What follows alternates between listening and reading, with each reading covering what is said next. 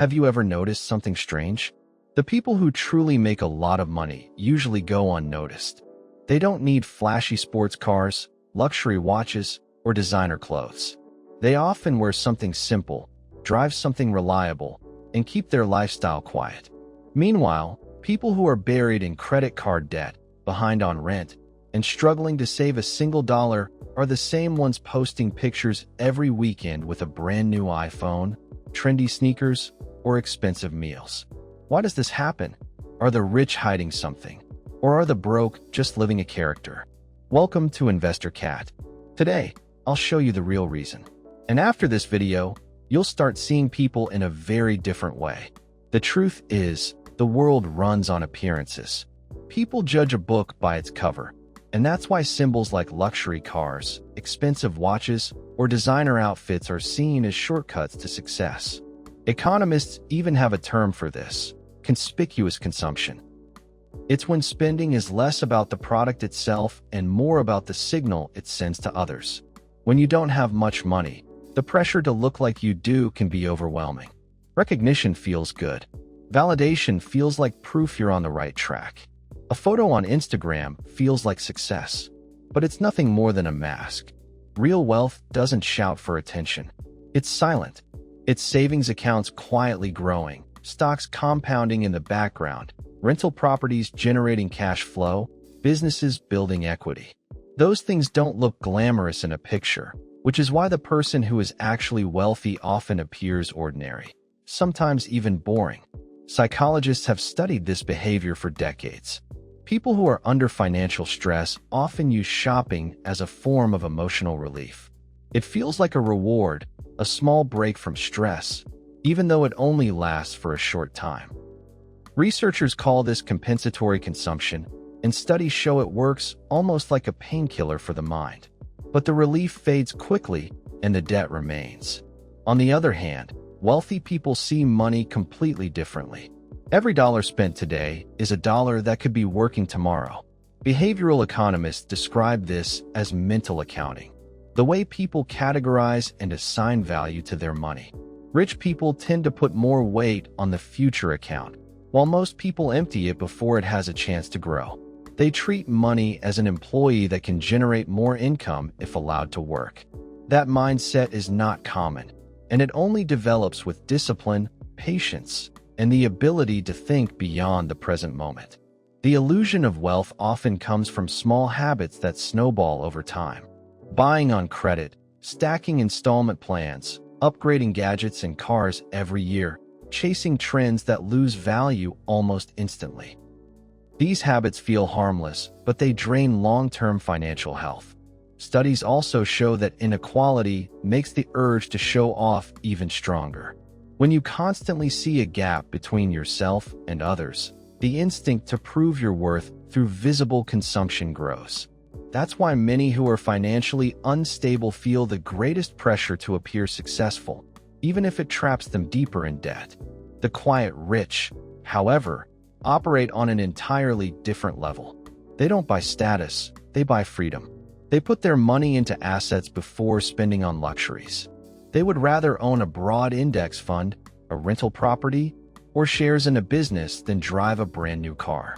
They live below their means, not because they can't afford more, but because they understand that every dollar invested is a snowball that gathers speed and power over time.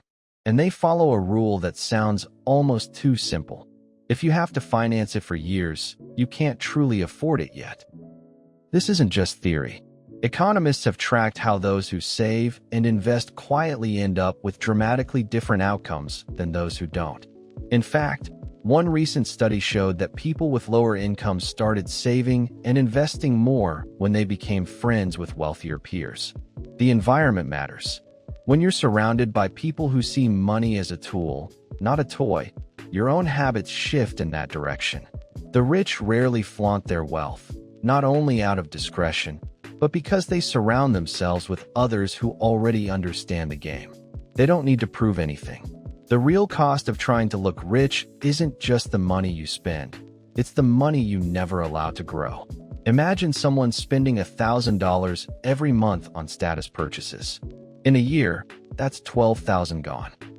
But if the same amount went into a simple investment like the S&P 500, with its historical average return, in 10 years it could grow into hundreds of thousands of dollars, quietly compounding. That's money that could eventually pay thousands a month in passive income. Wealthy people understand this trade-off. They don't cut spending because they're cheap. They do it strategically because every dollar not wasted on image becomes a worker for their future freedom. And here's where psychology plays another role. Human beings are wired to crave instant gratification. It feels easier to buy pleasure today than to wait for a bigger reward tomorrow. Psychologists call this present bias. It's why people choose a night out instead of an investment, or a new gadget instead of an extra contribution to savings. But the wealthy train themselves to fight this instinct. They replace short-term pleasure with long-term security. They understand that the satisfaction of being debt-free, independent, and financially unshakable is far greater than the dopamine rush of a purchase that fades in days. This is why so many truly wealthy people appear simple. They're not trapped in the endless cycle of spending to impress. They know that the rush of a flashy buy disappears quickly, but the confidence of having investments paying your bills never fades. That's the real difference between looking rich today and actually being wealthy tomorrow. So how do you start shifting from appearance to reality? The first step is learning to live below your means, even if it feels uncomfortable. If you earn $5,000 a month, structure your lifestyle as if you made 4 or even 3. That difference is not punishment, it's opportunity. The second step is replacing liabilities with smarter choices. Instead of leasing a car that drains your paycheck, drive something reliable and inexpensive. Instead of burning money on constant takeout, cook at home and free up cash. Those changes free space for investments, and space is what allows your money to grow. The third step is resisting the temptation to spend your gains too soon. When your investments finally start paying, reinvest them. Let the snowball roll, because one day, it will pay for your lifestyle entirely. At first, people may see you as average. They may even underestimate you. But behind the scenes, your wealth will be compounding. And when the time comes, you'll have the freedom to buy luxuries without stress, to travel without debt, to retire earlier, to live life on your own terms. That is the difference between appearance and reality. So here's the truth. The reason the rich often look poor is because they value freedom more than flexing. They don't waste their energy chasing likes or applause. They use money as a tool to build more money. Meanwhile, the broke who look rich are stuck trading years of their life for a short-term image. The choice is simple. Do you want to look wealthy today or actually be wealthy tomorrow? Don't forget to like this video, subscribe to Investor Cat, and share it with someone who needs to hear this message.